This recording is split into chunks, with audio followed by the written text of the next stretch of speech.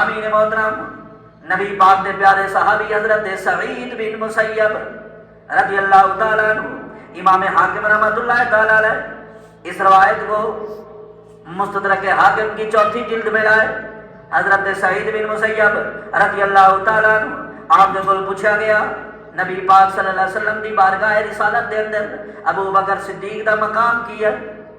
نبی پاک صلی اللہ علیہ وسلم دی بارگاہ رسالت دے اندر ابو بکر دی کتنی عزت، ابو بکر کا کتنا مقام، ابو بکر کی کتنی شان تھی۔ سامعین محترم حضرت سعید بن مسیب فرماتے ہیں لوگوں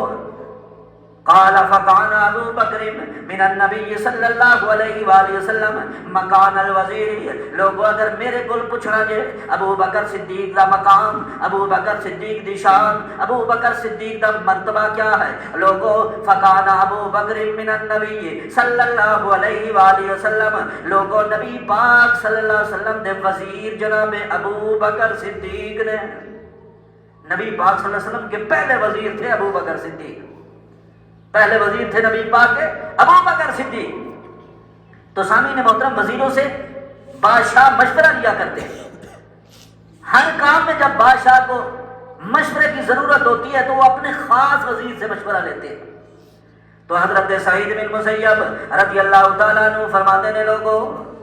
حضرت ابو بکر صدیق مکان الوزیر، میرے نبی پاک دے وزیر نے فکان یشاور فی امور جمیع، میرے نبی پاک صلی اللہ علیہ وسلم اپنے ہر کام دے اندر جناب حضرت ابو بکر صدیق کو مشورہ لیا کرتے سن۔ نبی پاک صلی اللہ علیہ وسلم ہر بات دے اندر حضرت ابو بکر صدیق دے نال گفت و شنید ہویا کرتی سی، ہر کام دے اندر نبی پاک نے ابو بکر صدیق دے کول مشورہ لینا۔ سامعین محترم حضرت سعید بن مسیب فرماتے ہیں فقال کان ابو بکر من النبی صلی اللہ علیہ وآلہ وسلم مکان الوزیر فکان یشاور فی جمیع امورہ، آگے فرماتے ہیں وکان ثانی فی الاسلام، لوگوں ابو بکر صدیق میرے پاک نبی دا وزیر بھی ہے، وکان ثانی فی الاسلام، ابو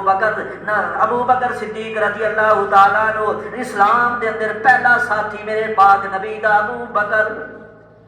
اسلام میں پہلا ساتھی ابو بکر ہے۔ آگے فرمایا وکان ثانی فی الغار، غار دے اندر جڑا پہلا ساتھی میرے کریم نبی دا بڑھیا وہ بھی ابو بکر صدیق نے، وکان ثانی فی العریش یوم بدر، اور بدر والے دن نبی پاک دے خیمے دے جڑا پہلا ساتھی بڑھیا تے وہ بھی جناب حضرت ابو بکر صدیق۔ اور آگے حضرت سعید بن مسیب نے فرمایا لوگوں صرف بات اتنے ختم نہیں، میرے کریم آقا اس دنیا تو وصال فرما گئے، دنیا چھڑ کے چلے گئے، میرے کریم آقا علیہ الصلوۃ والسلام دے روضہ انور دے اندر جڑا پہلا ساتھی بڑھیا قبر دا وکان ثانی فی القبر، قبر دا پہلا ساتھی جناب حضرت ابو بکر صدیق۔ یہ حضرت ابو بکر صدیق کو شان ملی، اسلام میں بھی پہلا ساتھی ابو بکر صدیق، غزوہ بدر میں خیمے کا پہلا ساتھی بھی ابو بکر صدیق، غار میں پہلا ساتھی بھی ابو بکر صدیق، اور قبر میں بھی پہلا ساتھی جناب حضرت ابو بکر صدیق۔ یہ اللہ تبارک تعالیٰ نے صدیق کو مقام عطا فرمایا، ابو بکر کو یہ مقام ملا ہے، ابو بکر کو یہ شان ملی ہے۔ تو سامعین محترم اللہ تبارک تعالیٰ نے جناب ابو بکر صدیق کو ایسی شان عطا فرمائی، نبیوں کے بعد جو افضل ترین انسان ہے وہ جناب حضرت ابو بکر صدیق ہے، افضل ترین انسان جناب حضرت ابو بکر صدیق ہے۔ میرے نبی علیہ الصلوۃ والسلام نے بڑی شانیں بیان فرمائی ابو بکر صدیق کی، بڑا مقام بیان فرمایا۔ تو سامعین محترم قاضی اعجاز مالکی رحمۃ اللہ تعالیٰ علیہ نے شفا شریف کی پہلی جلد کے اندر، اور سامعین محترم تقاضی سناللہ پانی پتی رحمۃ اللہ تعالیٰ علیہ نے تفسیر مظہری کی چوتھی جلد کے اندر، نزہۃ القاری شارح صحیح بخاری نے بخاری شریف کی چوتھی جلد کے اندر ایک روایت لائے حضرت عبداللہ ابن عباس رضی اللہ تعالیٰ عنہ سے۔ سامعین محترم حضرت عبداللہ ابن عباس فرماتے ہیں قال لو كنت متخذا من امتی خلیلا، لوگوں میں اگر اپنی امت میں سے کسی کو اپنا خلیل بناتا، کسی کو اپنا خلیل بناتا لاتخذت ابا بکر، میں جناب حضرت ابو بکر صدیق کو اپنا خلیل بناتا۔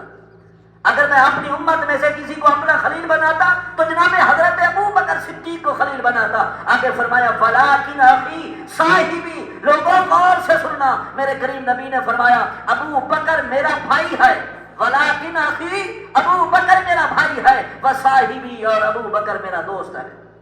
تو نبی پاک صلی اللہ علیہ وسلم نے کتنی شانوں سے نوازا، ابو بکر کو ہمارے کریم آقا اپنا بھائی قرار دے رہے، میرے کریم آقا کہہ رہے ابو بکر میرا بھائی ہے۔ تو سامعین محترم جو اللہ کے پاک نبی کا بھائی ہو تو اس کی کتنی شانیں ہوگی، اس کا کتنا مقام ہوگا، اس کی کتنی شانیں ہوگی۔ تو